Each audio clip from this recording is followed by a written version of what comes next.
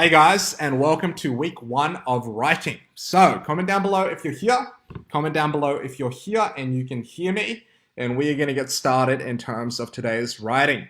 So I know everyone's looking very forward to writing. I know a lot of you guys have been very excited in the comments below, and now is your time to shine.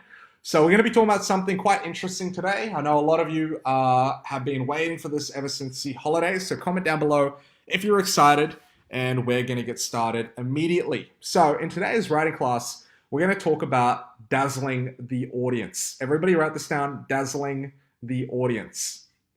And so a lot of you guys will see in front of you a picture, right? A picture of, obviously, a whole bunch of different colors. So comment down below if you see the dazzling colors. The dazzling colors that you see right here symbolize what your writing should be like. Okay, and that you should dazzle the audience all the time. You should dazzle the reader as much as possible. The unfortunate thing with most of your writing pieces is that right now most of your writing pieces are boring, right? Most of your writing pieces do not dazzle. Most of your writing pieces are literally lifeless and lack sparks and flair. Everybody write this down. Your writing currently does not dazzle. It does not illuminate the reader's attention immediately, right? Most of you are spending too much time just introducing the setting and writing a whole bunch of boring words which don't mean anything. And so what ends up happening is your writing lacks sparks, it lacks flair, and it lacks uniqueness. And most importantly, your writing lacks imagination. Comment down below if you feel this way about your writing. Comment down below again if you feel this way, if you've understood what's going on with your writing, right? That sometimes you're lacking imagination, or sometimes you're lacking this flair, and sometimes you do not dazzle and illuminate the reader's attention. Now let me give you guys an example of what I mean. An example of what I mean is, look at this Barbie doll, right? You guys have all seen Barbie dolls before. I remember when I was little, my sister had a lot of Barbie dolls, right? But whenever you look at a Barbie doll, what is it? It's lifeless. It's dead, right? There is nothing about it that actually captures your attention, apart from maybe it looks a little bit pretty. But apart from that, it's lifeless, it's dead, it looks very fake. And right now, most of your writing is like a Barbie doll. Right? Why? Because, again, your writing is lifeless. It doesn't come to life. It doesn't speak to the reader. And most likely, the writer's just going to read the first paragraph and just be like, you know what? This is not good at all. Now, what do I want your writing to be like? I want your writing to be like Pinocchio. Everybody write this down. I want your writing to be like Pinocchio. Think about the movie Pinocchio. Every single time Pinocchio told a lie, something would happen. His nose would grow bigger, right? Remember, he was like a fake doll, and then he came into life. He started walking about, and he started telling all these different lies. His nose would get bigger. He'd start getting bigger ears every single time that he told a lie. That is exactly the kind of animation that I want you to have in your writing. Comment down below if you understand. Barbie dolls are dead and fake. You want your writing to be like Pinocchio. Okay, you want your writing to come to life. And by doing that, that is how you're going to dazzle the audience. That is exactly how you're going to get the most marks. Because at the end of the day, I want you guys to all understand this, right? The introduction is everything. I want you guys to write this down. The introduction is everything. Most of you guys don't understand this. Like, when you're going into the Selective Schools Test or even the scholarship exams, you're competing against literally over 10,000 other kids, right? There are 10,000 other kids who are going to be writing the same story that you do. And what are the chances that the mark is actually going to read more than the first line? Not much, right? Literally, they're going to read the first few lines and they're going to determine your mark. So if you've written a really boring introduction, if you've written an undazzling, bland, bleak, boring introduction, the mark is not even going to spend any attention reading the rest of your writing. Like, even when I read your writing pieces, I know exactly what mark I'm going to give you after I've read the first sentence. Okay, everybody write this down. I know exactly what happens when I read your first sentence. Even for those of you right now who are doing a whole bunch of description, those of you right now who are using, brilliant words on Word Hippo, the number one foundational thing that you need to remember is you need to dazzle the marker. You need to capture their attention in that first sentence. If you don't, you lose all your marks. Everybody write that down. If you do not capture the writer's attention in the first minute of reading, in the first few lines, boom, you are gone, right? There is no coming back. You are completely gone. There are so many people who say, oh, you got to build it up. You got to build up to climax. No, the beginning needs to dazzle the marker's attention. And so we're going to talk about how to actually do that. Most of you guys have a good idea of how to do that through 5 senses and figurative techniques. We're going to talk about exactly how to do that in a second. Now, let me just show you 2 examples, right? 2 examples are pretty much the same story. I want you guys to all look at this right now, and I want you to focus, okay? So look at this right now and try to focus in on what you see.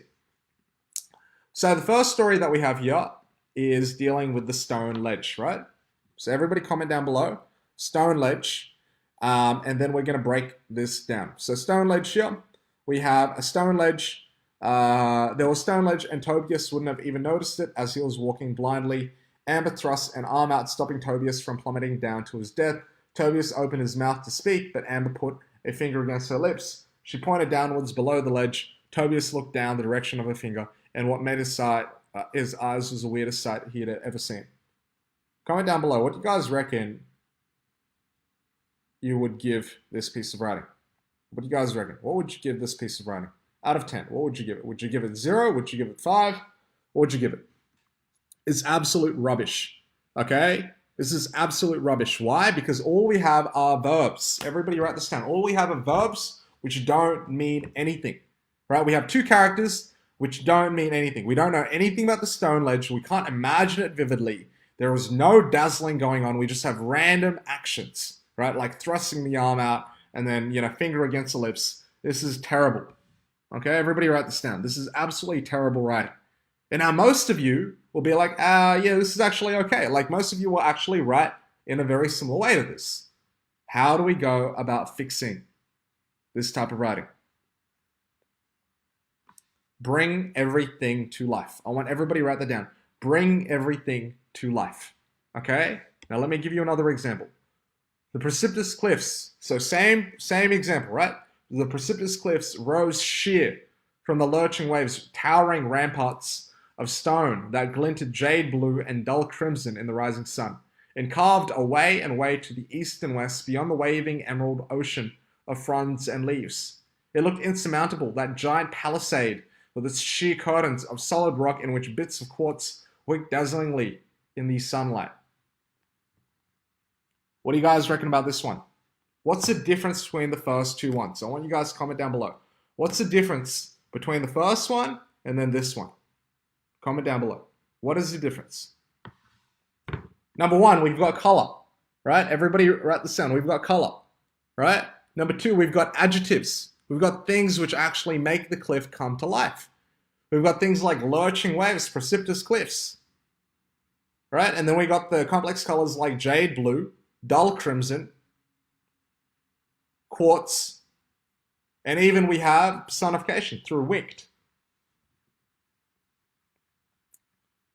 So the only difference that we have is what? There's more description. Everybody write this down. There is more description. It is more vivid, and that's the only difference, right? These writers were both capable. They had the same amount of grammar, same amount of spelling, but the only difference that they had between them was the amount of description, and that's what I want you guys to focus in on. Adjectives. Adjectives, adjectives, and adjectives. That's it. Bring everything to life. There is no point to waste words. This is just a waste of words. Right? By describing, you're just walking around and you speaking and you have finger on the lips. I don't want to know about any of that. Right? Here, look again. We don't have any characters. We have nothing. All we have is just description of the cliffs. And that's the only thing that you actually need. You don't need characters. I want you guys to write this down. We don't need dialogue. We don't need characters. We don't need actions. All we need is just a description of something in vivid detail. That's it. Comment down below if you understand. Comment down below if you understand. That's it. Brilliant. So let's go through how to actually go about doing this. I hope you guys all enjoyed that little clip, that little snippet from our trainings that we actually run every week. Now, if this is something that you want to get involved in, if this is something that you want to try out in terms of a longer course, feel free to check out our website, scholarlytraining.com, or call me on 0433-008-863 to learn more about how you can be involved. We have a lot of free training programs that you can get involved in, and paid ones if you really want that extra help. Click on the link below or call me on 0433-008-863, and I'll talk to you soon.